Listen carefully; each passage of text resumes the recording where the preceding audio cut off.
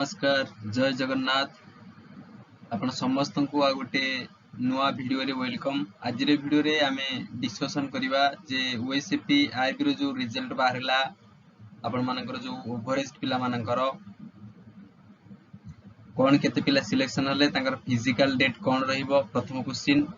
द्वितीय रे आमे देखिबा जे जो पिला माने ऑलरेडी सिलेक्टेड पिला जो मानकर जॉइनिंग थिला तो सेमानन को ऊपर केमिति इंपैक्ट पकेबो ओवरेज पिलांकर फिजिकल। ओके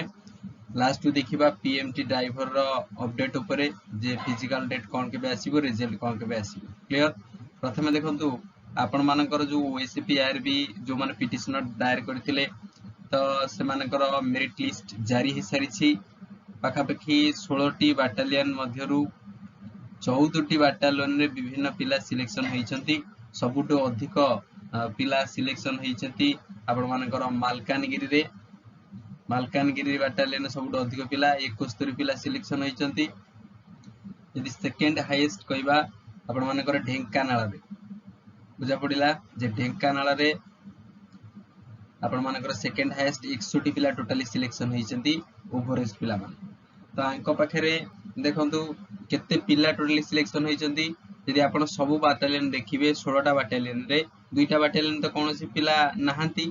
को बाटालियन ना गोटे होउची आपण मानकर भंजनगर रे कोनोसी पिला सिलेक्शन होई नांती भंजनगर बाटालियन रे। आ गोटे होउची 7th एसआर बाटालियन जोटा रहला कोरापुट। एई दीटा बाटालियन रे कोनोसी पिला सिलेक्शन होई नांती। बाकी जो 14 टा बाटालियन रहिला ए बाकी 14 टा बाटालियन रे आपण माने जदी पीडीएफ को देखिबे भलो से 259 पिला एग्जैक्ट टोटली सिलेक्शन होइछंती ओवर एज्ड पिला। मन रहिला केते जण ना 259 तो 259 पिलांकर फिजिकल हबो। तो आपण मानकर केते सीट पाखापाखि फांका रहिछि फिर भी आपण मानकर 220 प्लस सीट भलिया वैकेंसी रहिछि विभिन्न बाटालियन। आपण मानकर जो 14300 भलिया पिला सिलेक्शन होइथिले सेथुरु पाखापाखि 1853 भलिया पिला टोटली फाइनल सिलेक्शन होइछंती जो माने जॉइनिंग आसार थिले। ता परवर्ती समय रे हाई कोर्ट स्टे करि देले ऑर्डर टिकु एवं ए 2-3 दिन हबो आपण मानकर रिजल्ट पब्लिश हला। ओके तो देखंतु 220 प्लस सीट को पाखापाखि 259 पिला मन रखंतु। आ गोटे कथा जे आपण मानर डाउट उठथिबो जे सर जदी ओवरेज पिला टोटली सिलेक्शन हेले कोठी ना सेही बाटालियन जो बाटालियन ने मालकानगिरी रे धरो 71 पिला ओवरेज पिला सिलेक्शन होइछंती मालकानगिरी रे 71 रु अधिक वैकेंसी कोन ना थाई पारे न थाई पारे एबे सुदा जदी न थाई पारे कोन होबो मालकानगिरी रे जदी अधिक ओवरेज पिला सिलेक्शन हेले धरो 71 जण जाइछंती 71 जण रु 50 जण की धरो सपोज 60 जण पिला सिलेक्शन हे गल से केस रे से 60 पिला कोन करा जे जो माने ऑलरेडी आगुर सिलेक्टेड अछंती। तो निश्चित भाव रे डाउट आपण मन मन रे उठितिबो। देखंतु आ रिलेटेड कोन हबो ना आपण मानकर धरो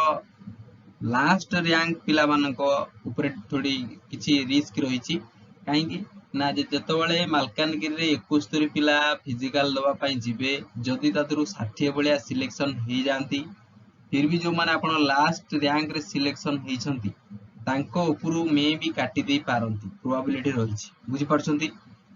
काहे कहबे काहे कोटा हबो ना एमिति भी हे पारे जे जदी आपण मानकर लास्ट जो रैंक रहिले धर आपण माने 70 मार्क किबा 65 मार्क रखि धर सिलेक्शन नेइछंती हैला कि मालकानगिरी कथा पर्टिकुलर कुआ जाउछि। तो ये जो 71 पिला धर 50 जण पिला सिलेक्शन हेले फिजिकल इवेंट क्लियर कले आंको भितरु धर 50 जनकर मार्क हो जाई 66 मार्क 65 ऊपर अछि से केस रे 65 पिला को ऑब्वियसली काटी देई कि बाकी पिला सब जॉइनिंग करे देबे बुझि परछंती ये पिला पसी दिबे। तो एमिति होबार चांसेस रहिछि देखंतु एमिति होबार चांसेस थिले मध्य एमिति हबो नाही काहे कि हबोनी टिके आपण निजर फंडा यूज करंतु 14000 प्लस पिला जाइथिले जोथरे पाखापाखि ओनली 1850 प्लस बळा पिला सिलेक्शन होले एग्जैक्ट कहले 1853 बळा पिला सिलेक्शन होइचंदी 2080 पदवी।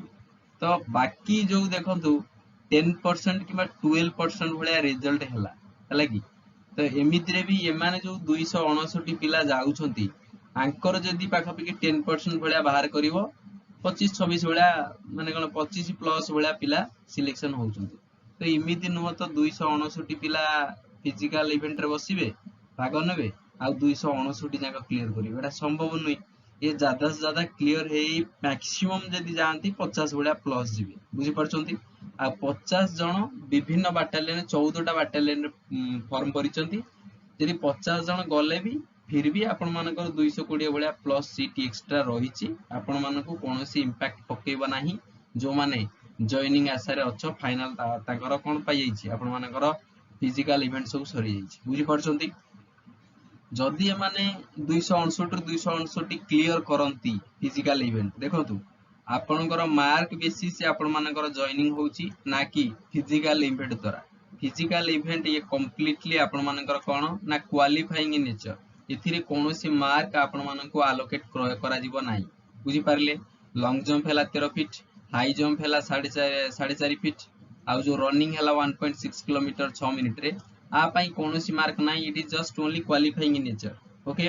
तो जो पिला माने क्लियर करि देबे हला कि ये इवेंट तो तांकर फाइनल मार्क जो माने एग्जाम रे रखिचंती सेही बेसिस अनुसार आपण मानकर सिलेक्शन हेइची जो बाटालियन ने आपण माने सिलेक्शन नेइचंती बुझी परचंती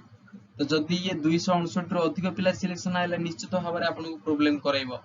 तने जोटा कि पॉसिबल लागू नाही एटा इम्पॉसिबल लागू छि 259 रु 259 पिला सिलेक्शन हेबेनी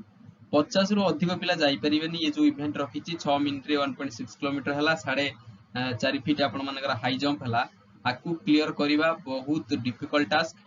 तेणु आपण माने आशा करंतु हला कि वेट करंतु होप फॉर द बेस्ट निश्चित भाबरे ये टाणी हेकरी 50 प्लस भलिया जिवे बेसी जिवेनी आ जदी 50 जण सिलेक्शन हले 259 भलिया पिलारु तो आपण मानकर जो जगह अछंती एकदम सेफ जोन ने अछंती आपनकर कोनोसी प्रॉब्लम हबो नाही बुझी पारिले तो एमिति ही सिलेक्शन हबो तापरे आपण माने देखिबे जो 15 एप्रिल जो इंपोर्टेंट ओडा मीटिंग हेतला ऑफिशियल लेवल रे सेतिरे ओडा नोटिस जारी हेतला सेतिरे पाखा पाखी 2200 प्लस पदवी आसीतला आपण माने जदी देखिबे ओएसपी आरबी रे आपण माने एमिति ऑफिशियल आपण माने जो एग्जाम देले 2080 पदवी टोटली किंतु सेठी जो नोटिफिकेशन थला सेठी 2200 प्लस थिला बुझी परछंती जदी अधिक पिला सिलेक्शन होवंती तो सिलेक्शन हेइते पिला तो काटी देबे नाही ना एमिति हेइ पारे जे आउ किछि सीट बढ़ेई करी पिला मानकु देई दी पारंती